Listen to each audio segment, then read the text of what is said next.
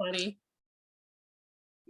Hi, everyone. This is Amy Major with Spirit Rescue Talk. I do have my guest Vanessa Hanks here with me, and I'm really excited to interview her today. I've been talking with her for a little bit. We actually have a lot in common, and we have a lot that we want to talk about that I'm really excited about. But I just want her to introduce herself to you, tell us a little bit about her history, and then I might have a few questions for her. Hi, Vanessa. How you doing? I'm good. Thanks for having me on. I just really appreciate this. And it's so nice to talk to somebody who is passionate about rescue mediumship and soul rescue like I am. So that's a real treat. Oh yeah, you're gonna get that in my direction all the time. It's like it's all I ever talk about. So I just love having other people on the show, so I don't necessarily feel alone in the world talking about this sort of thing. Absolutely.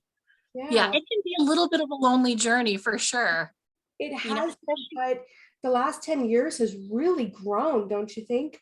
I do. I do. And I think right now in particular, there's a lot of rescue mediums and psychopomps awakening. So that's been nice to see too. I get a lot more questions about it than I used to.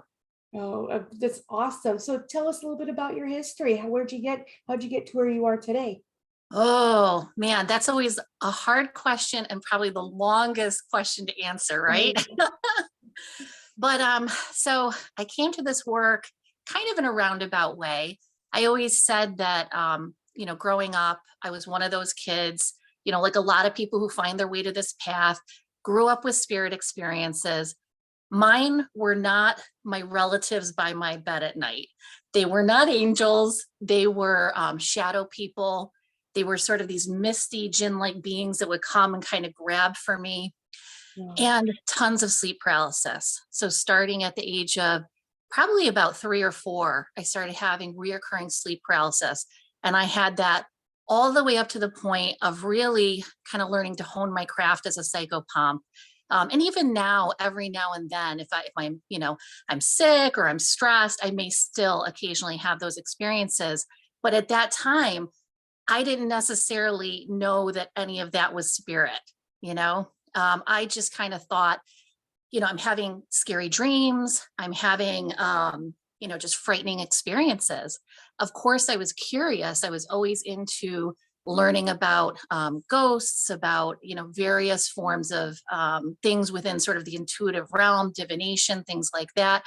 But I still wasn't convinced, I think, at that point in my life that it was definitely spirit. Now I had spirit gifts coming down my family line. So my grandma, I grew up with her telling me stories of spirits by her bed at night, but they were relatives. It was like she would see her brother, she would see my grandfather's mother. It was things like that. It wasn't the kind of experiences that I was having. And so it only increased in my teens and my early 20s. And I always said, there was no way I was dipping a toe into the world of spirit. It was just not going to be something I ever did. So I really shut the door to that at that time. Just went on to live life, went to law school in my 30s. And at that time, I was living in Baltimore, and we lived in the basement of an old Baltimore row house. And I woke up one night and I could feel a spirit trying to pull my own spirit out of my body. That's what it felt like. It was like Mhm. something going like this, pulling my spirit out of my body. And it felt very malicious. It felt malevolent. And so I was naturally scared, but all of a sudden, another being came, grabbed my arm, and it was in another language. But I knew what it meant. And he said, "Wake up." And at that moment I did. I woke up.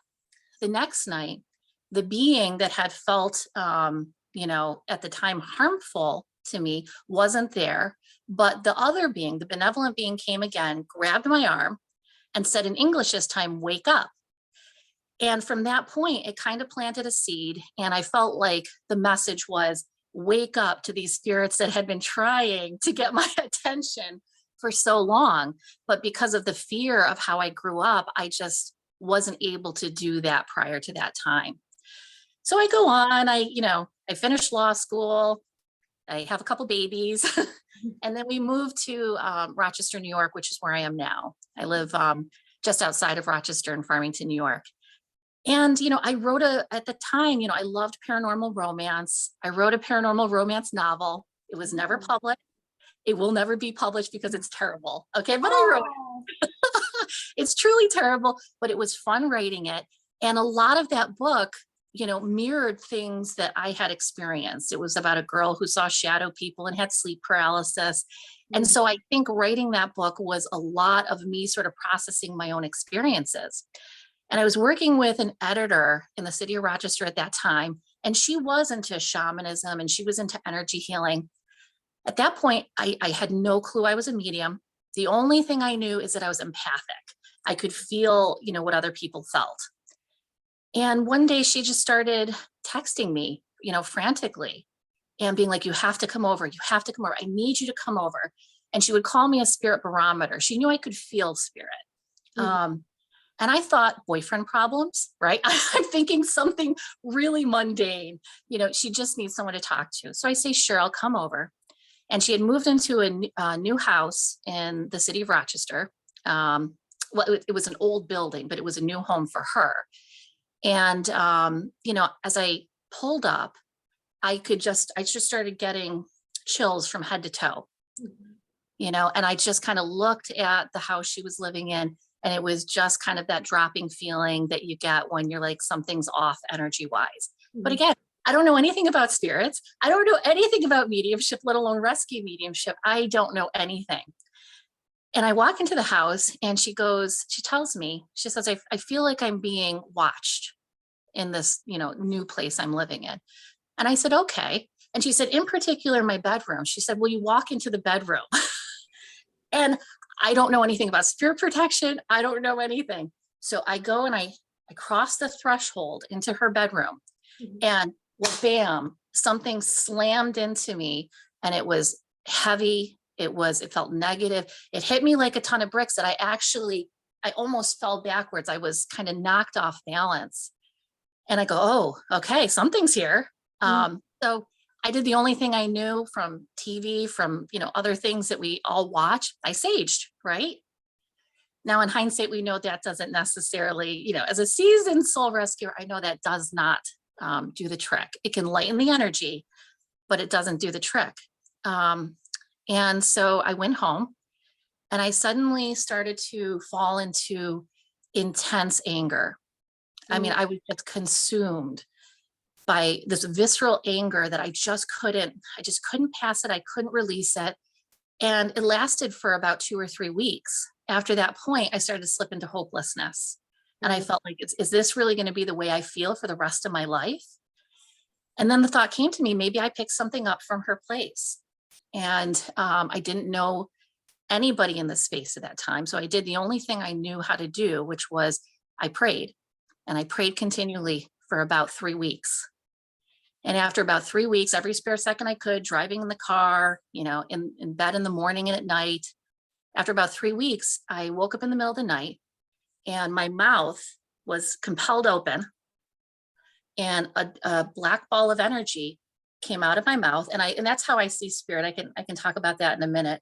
But that black ball of energy hovered in the air and I could tell it had a consciousness. mhm. And I kind of looked at it, it looked at me, and it went out my window and it was gone. And from that moment on, the intense feelings of anger and hopelessness left with it. So that got me to a medium. Yeah. Yeah. And anyway, like run to a medium, run. Right, right. So I'm frantically writing my local spiritualist church. And I go and I see the pastor of my local spiritualist church, and she says, well, you're a medium. You need to learn how to control your gifts. You need to learn more about spirit. So then I started taking mediumship lessons. But what we were talking about prior to starting the show is my experience was that they didn't believe, at least within the spiritualist churches here and the mediumship groups here locally, they didn't believe that earthbound spirits existed. And so that wasn't the explanation for the things I was experiencing. So I took an introduction to mediumship class, and that very first week, I had spirits start coming to me Mhm, looking for help to cross over. I would bring it up in my class, and it was always, no, you're misinterpreting that. It's not really that, it's something else. mhm, But it kept happening, and it kept happening increasingly and increasingly to the point where I couldn't deny the fact that rescue mediumship was real. And that kind of took me down a path. So Wow. that's the start of the story. You know, your story sounds so much like mine. It's like I remember going to the spiritualist churches in the beginning and sitting in the circle groups of development classes. And then as soon as I would open up, all of these earthbound spirits would come wandering in, and everyone felt the shift of vibration, and everyone's head spun and turned to look at me like, why are you bringing these spirits in? And I'm like, Right. I Well, just wanted to connect to the other side, but they just come in. yes. And I think that that's how it is for many people who are, called to this work. At least if they grow up sort of having those spirit gifts, it's not that we pick the spirits that come to us. Right, We came into this world, at least in my perspective, I came into this world because this was what I was supposed to do. right. Um, and I spent years in spiritualism. I am an ordained spiritualist minister. I became ordained through the Healing Light Church in Etna, Maine, as an independent spiritualist minister because I didn't want to go through National Association of Spiritualist Church, some of these places, as you were talking about, that don't believe in the things that us as psychopomps and rescue mediums that we know to be true. So I did that, but increasingly, spirit kept saying to me, find your way to shamanism, learn a little bit about shamanism. And so I started to take some classes on shamanism, and in shamanic practice, psychopompery is just a part of the healing, various types of healings that shamanic practitioners do. So it was like, oh my gosh, you mean you're talking about there's a place where people accept this? And that was pretty wonderful. It still wasn't the ultimate place that I wound up. I kind of take a little bit from all the paths that I go down. And I currently, I identify very much as a witch because I can bring in some of the elements of spiritualism with some of the elements of psychopomp practice, with some of these old, the old knowledge that exists in our folk tales and our mythologies, because man, they knew about ghosts back then.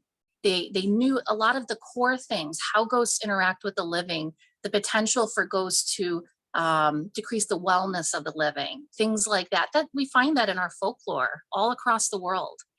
And when I took, after taking some introductory classes in shamanism, what really kind of sealed the deal for me for psychopompery as my calling was I was invited to take a class on, they call it compassionate depossession. So it's how do you detach spirits from, a person's aura. And at that time, I was so new to this journey, and I had a sticky aura. I had that kind of aura where there's an earthbound spirit around, man, they're going to glob onto me. It's just kind of the place I started at. And so I said, well, I don't know if I'm ready for that. I'm going to do a journey, and I'm going to ask my spirit guides if they think I'm at the place where that's something that I should do. So in that journey, I set my intentions to go, it's called, to the lower world. And the lower world is the land of the ancestors. It's the land of the earth spirits. I figured I wanted to go there, and I wanted to ask about whether I should take this class. And I go into my journey, and next thing I know, I'm kind of like in this foggy realm. And I see all these spirits walking sort of aimlessly. And I said in my mind, I said, oh, I didn't go to the lower world. I went to the middle world. And the middle world is where shamanic practitioners believe that the earthbound spirits reside. They believe they're here with us. Right. And as soon as I said that, the spirits, it's like they heard my thought, and they looked at me and they started rushing me. And I came back, I went back in my body, but I brought back attachments with me. I started to have,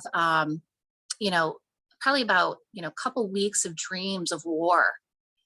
Every time I shut my eyes to go to sleep, I was in, bombed out buildings. I'm taking cover. I'm with other soldiers. And, I realized that I had another spirit attachment. And so that got me to a shamanic practitioner to get some help to detach that. But all these experiences with what I call spirit infringement, spirits overstepping their energetic boundaries with the living, really is what led me to this work. And I know that sounds crazy. Why would someone who had experienced that decide to then become a soul rescuer, right?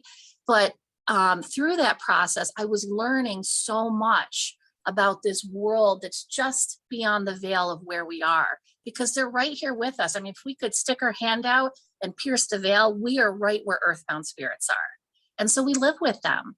And my guide started to talk to me about how they needed psychopomps, they needed rescue mediums to awaken, that there was so many earthbound spirits in the lower astral planes that overlapped Earth. And it's kind of like right now, there's so much work to do, but there's too few hands doing it. Right. And they needed more people to awaken.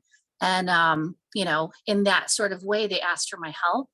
And I've been doing this ever since. Wow. Now, it sounds like you have a very long history, the same as me. And, the whole thing with having the attachments yourself, my guides would always say, and of course, they love saying it, is experience is the best teacher, don't you think? And so they would give me the experience to create the awareness, and then they would teach me how to actually remove these attachments.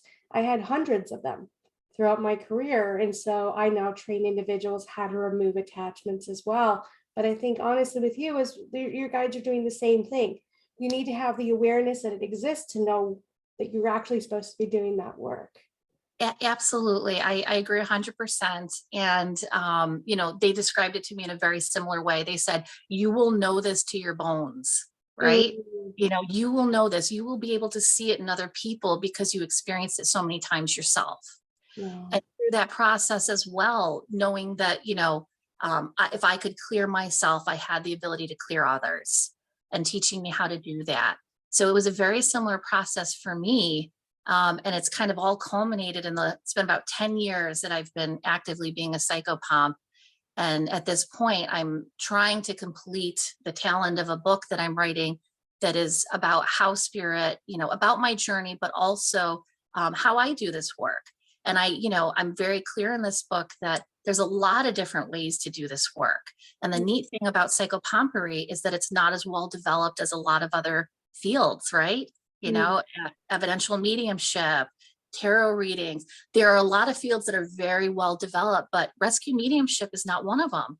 And right. so by people sharing what they know about this work, we can all be a part of adding more tools to each other's tool bags, right? I love it. I love it. That's exactly what, we were talking about in the beginning, is that this is what I'm passionate about, is truly educating the public, getting more rescue media and psychopomp specialists into this world, because my guides have told me the earthbound spirits are going to grow. They're not declining anytime soon. They are growing. And not only that, but because of the shift of the vibration of the planet, we're now seeing them more than we ever have before. They're all now coming up to the surface. And so we have rescue mediums that are students that are being smothered, just smothered by these earthbound spirits. So anything we can do to help educate the newbies, as I say, coming into this field, and hopefully I get it so that they're not as terrified as Yeah. they need to be, because as you know, emotional conditioning, thick skin is extremely important in this work. Don't you agree? I agree 100%. And I think that, that process that we were both talking about having attachments, learning from your spirits, how to then, heal yourself from those attachments.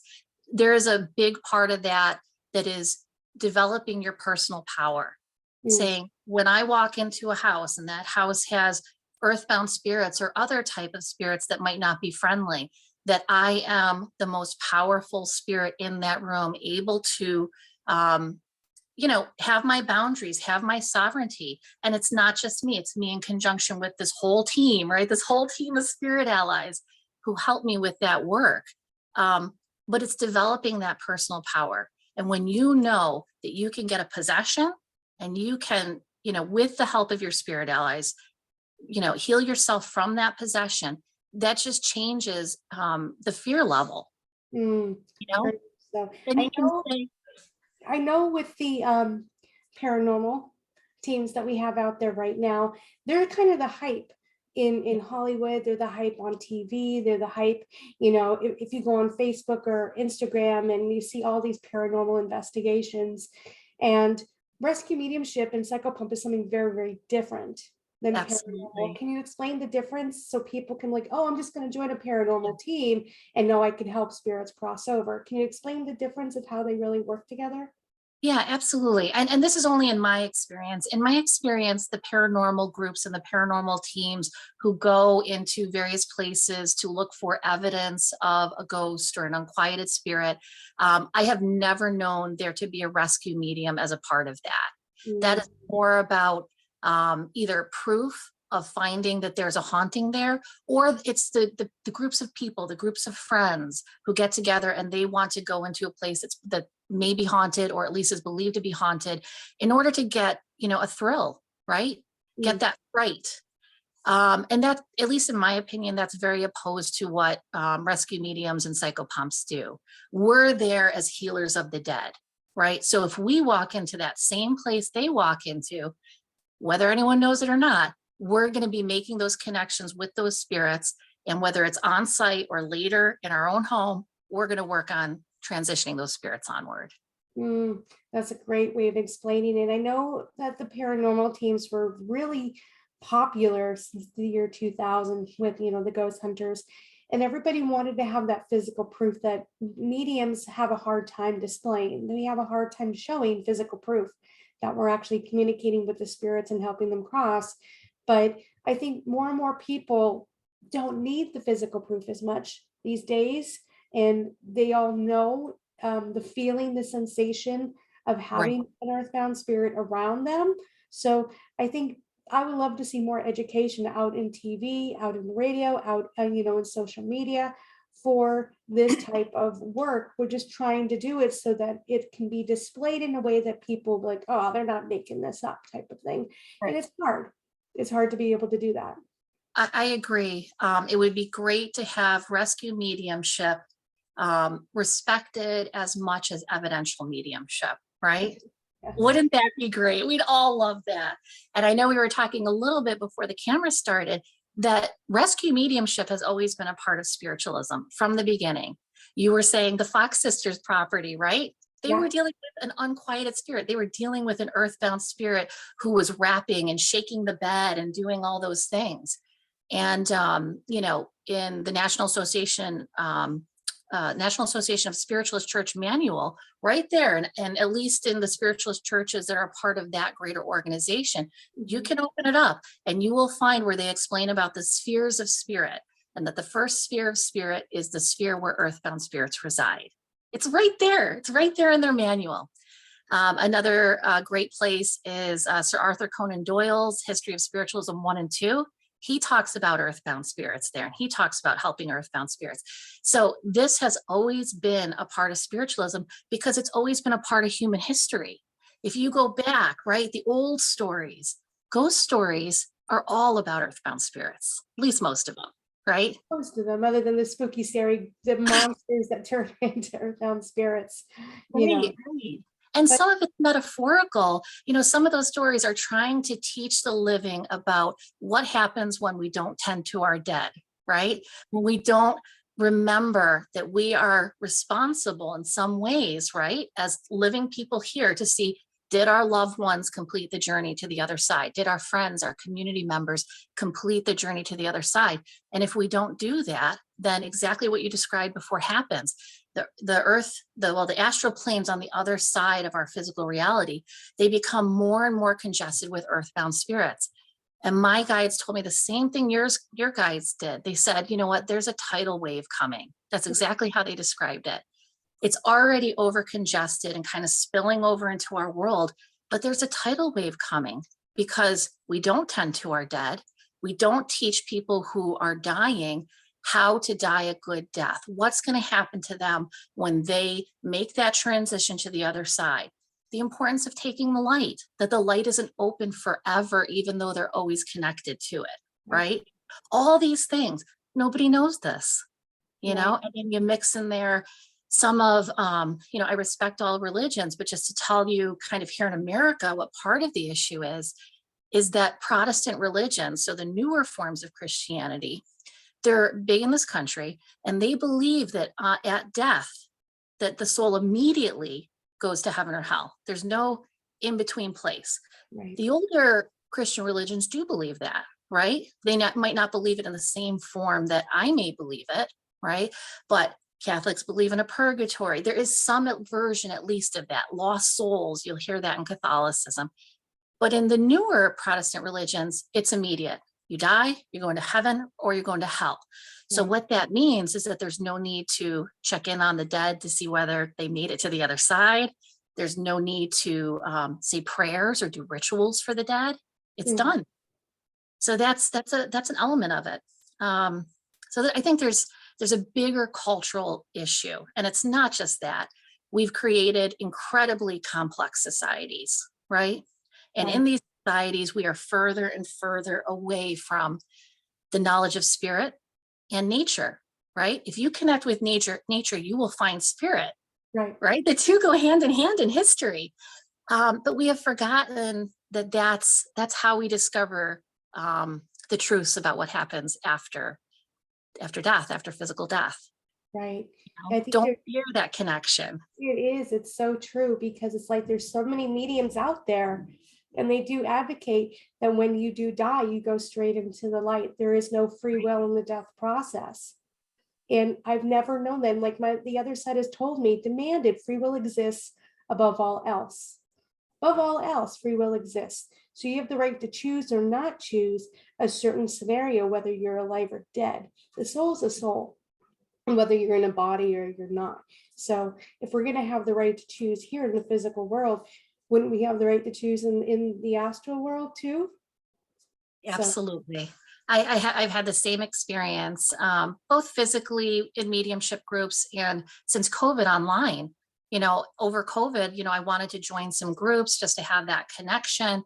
And I joined some, evidential mediumship groups because I still enjoy evidential mediumship. It's not my primary work, but I still enjoy it. And I would see these posts of people telling stories that were clearly earthbound spirit stories. And time again, no, you're mistaken. That girl who came and asked you for help, that's your joy guide. I mean, reading things like that. And I'm like, okay, that first of all doesn't make any sense. Um, no. I would see it over and over again. And I would kindly say things like, well, you might want to look at, for instance, your group, Amy, on rescue mediumship, or you might want to look at the psychopomp group and just give a definition of what that is. And I'd be thrown out of those groups just for giving information. Right. But I'm so grateful for you to explain the things that you do and to educate the general public. I think it's one of the most important things that we need to do right now in the public arenas right now is just to educate right now. We'd love to expand their consciousness and go in a little further, but I think, the breadcrumbs are what we Yeah, need to do right yeah. now. Tear down some of the misconceptions first. Exactly. Not everything spooky, scary like everyone thinks that it is. It's a really healing practice of mediumship, and it's definitely here to stay. I agree, and just so needed, as you said, in this world. And I think that connection to what happens when we don't tend to the souls of those who have passed, who didn't make it over to the other side, the repercussions of that are not talked about or well understood. But the Right. truth is that it affects us, right? Not only are these poor souls languishing in a state that maybe they don't need to, right? With a little bit of help, with a little bit of healing, having them cross over. They don't need to languish in that state. Besides helping souls to cross over, we're helping life here on earth. We're Mm, helping all of us live in places and spaces where there is less unhealed and conflicted energy, where it's higher vibrational. The other part of it that Spirit has talked to me about is this interplay between earthbound spirits and life, right? The growth of life, healthy growth of life. And they've told me that one of the things about rescue mediums and psychopomps is that we are balance keepers. We're keeping the balance here on earth, right? We're helping souls, but we're also helping life to be able to thrive in a healthier environment. So it's all interconnected. wow. Now, I know you talked also about having a store in New York. Can you tell us about that? Sure. So I have a store called the Spirit Spindle and Root, and that's in West Bloomfield, New York. And it's on a highway called 5 and 20, which I love is called Spirit Highway. Yay. Yeah, it goes back. I don't quite know the folklore of it. I should look it up. but it goes back to some folklore about that particular road. But it is a witchy and metaphysical shop. So I do identify as a folk and a spirit witch, besides being a psychopomp and rescue medium. And through my store, I offer services like house clearings, of course, aura clearings, as well as readings and healings. And so, yeah, that's a little bit about my store. Wow, that's really amazing. And hopefully the next time in New York, I can come by and take a look. It would be Absolutely. really great to connect with you again. And I definitely want you to have you on the show again when the book is out so we can promote the book because I'm really excited to read it. I would love that. Yep, it's called the Rainbow Bridge Method of Spirit Release. Oh, I love it. So how can people contact you if they want to reach out? Absolutely. So I would go up to my website. It's www.spiritspindleandroot.com. And that's really the easiest way. And from there, you'll find email, phone number. The and is, of course, is spelled out. But that would be the easiest way. That's wonderful. And again, thank you so much for being on the show and Oh my sharing God. all your wonderful knowledge. Thank you for having me. I just, again, I so appreciate talking to someone who is so passionate about rescue mediumship and earthbound spirits. And it was wonderful meeting you. Awesome. And thank you everyone who showed up today to watch the episode. I know we're going to have many more in the future, but please reach out to Vanessa if you have any questions. And especially with Cycle Pump, I know what she's doing right now is extremely important out there in the world. And I look forward to seeing you all again. Thank you.